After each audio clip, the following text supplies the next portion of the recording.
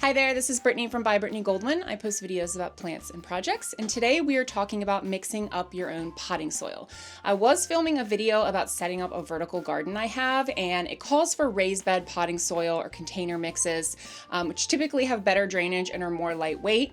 I had picked up a couple end of season clearance bags at our local hardware store for $1 each, and they were labeled raised bed soil, so I thought they'd be good to go, but they are not. They're way too heavy for what I'm looking for. So I figured I would do a separate video to show you guys how I make my own potting soil for raised bed and container gardening. Now this is mostly for outdoor raised bed and container gardening, but I actually probably would use the soil I'm about to make on a lot of my houseplants. Maybe not some of the more tropical plants that like a super chunky, well aerated mix, but this one is good for the garden. So let's take a look at what I'm working with and talk about the additives I'm adding in to make my own potting soil. So it is December 3rd in Maryland Zone 7A when I'm filming this, so it's very cold outside. It's getting down to about 20 at night. So I had to dump a lot of this soil into buckets and boxes to bring into my greenhouse to let it thaw out a bit because it was like a block. This is what I picked up, raised bed soil, and I thought this might be light enough to use, but again, you can take a look at it and see that it is definitely not a mix that I would like to use in pots or in my vertical garden situation. So now that it's all thawed out, we're going to be starting with this as a base, and I'm going to show you how to mix it with the first ingredient here, which is Coco coir. Coco coir comes in bricks generally. It's a great, more sustainable alternative to peat moss, and all you have to do is add a little water to make it mixable. So what I just showed you in that video, the Coco coir with water already added into a bucket, this is what it looked like before I put it in. This right here is 6 bricks. I got a package of 5 bricks off of Amazon. It usually takes me a little while to work through my bricks, so it's great to have on hand, especially for like seed starting in the spring. So I've already added the water to that. I just keep adding water to the bucket until I can crumple the entire Coco coir brick with my hands.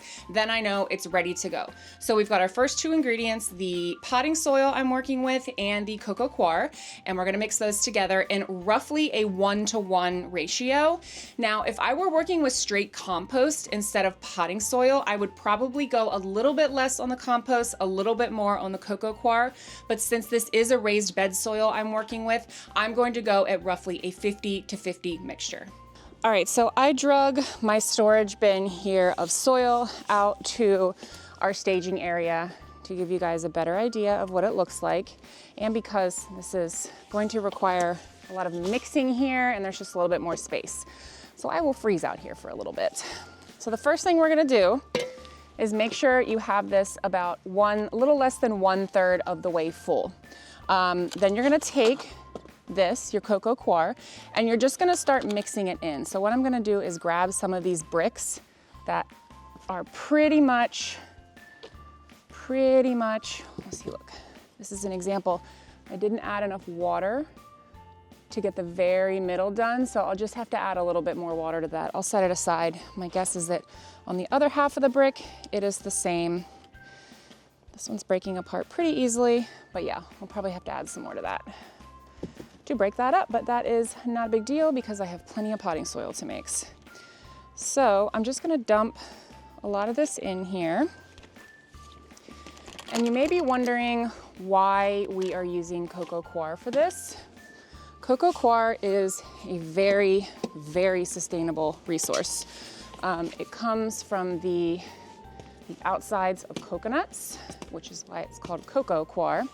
You'll see it labeled as Coco coir or coconut coir, and it's a really, really good alternative to using something like a peat moss, because when you use something like a peat moss, that's a really unsustainable resource.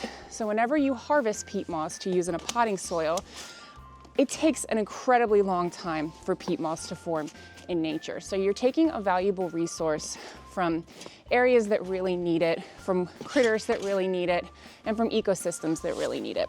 So using Coco coir is a really good alternative. Now, the reason why people use peat moss to begin with is because it's very light and airy. So it really lightens up any soil you mix it into. I mix in Coco coir to a lot of my houseplant soil mixes if I find that my soil mix is just a little bit too heavy for the plant that I'm working with. And it does the same thing for your outdoor potting soil. It's just gonna lighten things up, allow for better aeration, better airflow to the plant's roots. It's going to help the soil from being too compacted when your plant's growing. It's going to give the roots freedom of movement. So lots of good stuff. Just lightens up the soil and makes it nice and fluffy. Okay, so I ended up needing a little bit more Coco coir than what I had prepared for this big of a mixture. So while that's soaking in the bucket with some warm water in the kitchen, I'm going to move on to the perlite step in this mixture. If you're unfamiliar with perlite, this is what it looks like. It's extremely lightweight, so this feels like picking up almost nothing. It's super lightweight, but they look like little white rocks. And perlite is actually a volcanic glass. It's naturally occurring, but it's not like a glass that you would traditionally think of, like something that you would drop and break. It's super lightweight, and much like the Coco coir that you add in to your compost or your heavier soil mix to make it a little bit lighter and fluffier and well aerated, you add in the perlite to enhance your drainage in the soil. So the perlite is going to create tiny little air pockets all throughout your soil, and it's not going to retain water like the other materials are. So Coco coir has a very lightweight moisture retention. Your soil or your compost, whatever you're using as your base, is going to have a heavier water retention. And then the perlite is going to facilitate drainage. So most plants, I won't say most plants, but a lot of plants don't like to sit in super dense, heavy soils. Their roots do not like that. They need oxygen flow to their roots as part of their successful growth. So perlite is going to help us achieve that.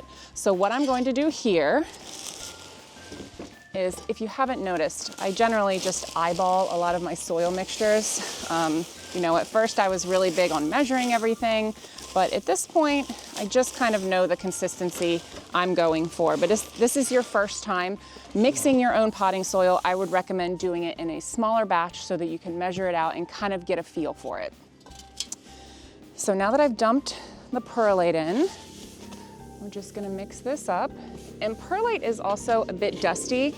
I try to work with it outdoors because it's an open air environment, so a little bit better for being around and inhaling the dust. You don't really want to inhale the dust.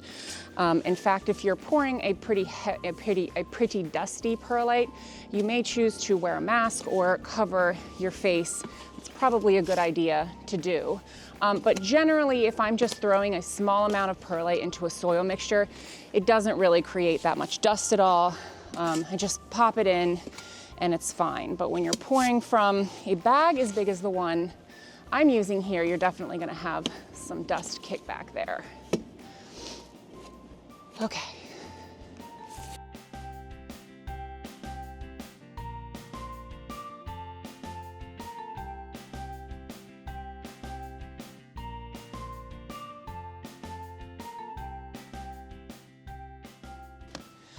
Okay, so I put my extra Coco coir in after that finished melting down with the water. And I've got my mixture complete here. So I am going to drag it back into the greenhouse because I'm freezing and get to work on the other video that I was originally working on, filling up a vertical garden.